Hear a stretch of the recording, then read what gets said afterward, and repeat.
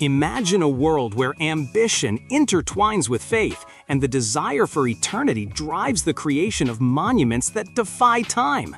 A world where money, since the dawn of civilization, has shaped emperors, religions, and the very structures that reach toward the heavens. The pyramids of Egypt, majestic in the desert, hold more than just engineering techniques. Behind the colossal stones lies a universe of contracts, currency, speculation, and labor exploitation, forming a complex web of power and desire. But how was all this financed? Ancient Egypt already had a sophisticated financial system with trade, currency, and even speculation in commodities. The construction of the pyramids involved a network of agreements with recruited laborers and materials brought from various regions. In this journey into the past, we'll uncover how the longing for immortality joined forces with economic shrewdness to raise the greatest monuments ever built, revealing the pyramids through the lens of financial history. A journey into the heart of power and wealth in ancient Egypt. Have you ever looked at a pyramid and wondered how the Egyptians, without modern technology, managed to build something so grand? It's truly impressive to imagine that thousands of years ago, they were able to organize resources, labor, and logistics to erect such monumental structures. But one question is often overlooked: how was all this funded? In a world without banks or credit cards, Egyptian money was based on metals like copper, silver, and gold, as well as the barter of goods such as grain and fabric.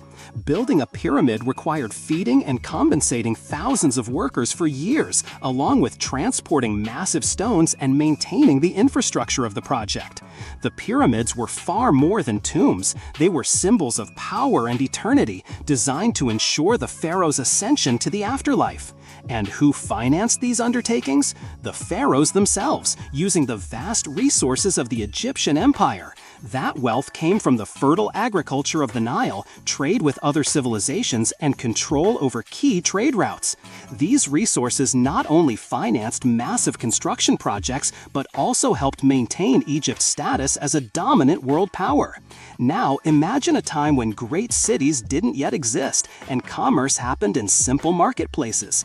It was in this setting that pharaohs like Djoser and Khufu raised monuments that defied logic and time.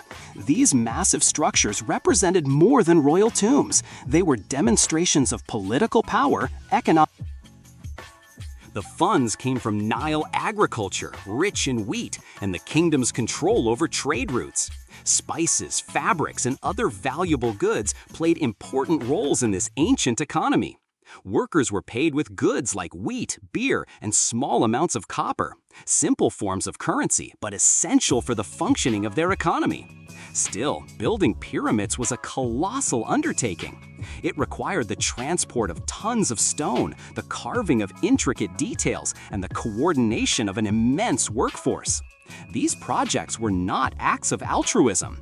The pyramids were built to guarantee the legacy and immortality of the pharaohs, and they also served to stimulate the local economy. Take Khufu, for example. His vision was to build the most magnificent pyramid in history.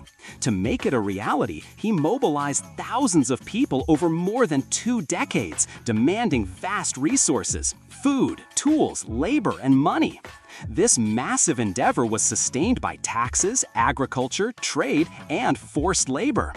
Under the scorching desert sun, men carried heavy stone blocks without the aid of modern technology. The belief in life after death was central to Egyptian culture. The pyramids, beyond being luxurious tombs, symbolized power and ensured the pharaoh's journey to the afterlife. But this pursuit of eternity came at a high cost. Building these structures diverted resources that could have supported agriculture, health, or education. Many historians argue that pyramid construction deepened social inequality. While the elite lived in comfort and opulence, workers faced exhausting labor, scarcity, and harsh conditions. It reflected a rigidly hierarchical society where the glory of a few depended on the toil of many. The history of the pyramids shows how money can be both a creative and destructive force. It builds monuments, fuels empires, but also reveals the human cost hidden behind great achievements. The grandeur of the pyramids amazes us, but it also invites us to reflect on who truly paid the price.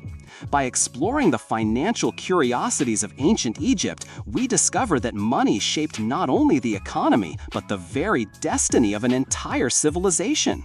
Beliefs, power, and ambition were closely tied to how resources were used, revealing a system as sophisticated as it was unequal.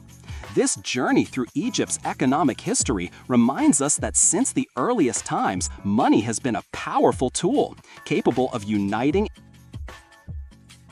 The pyramids show us that even the greatest projects come at a cost, and that cost is not always visible at first glance. And you, what did this journey through ancient Egypt's finances teach you? Share your thoughts in the comments and subscribe to the channel to keep exploring the secrets of history, culture, and money. In upcoming videos, we'll uncover more fascinating insights about how the riches of the past shape the world we live in today.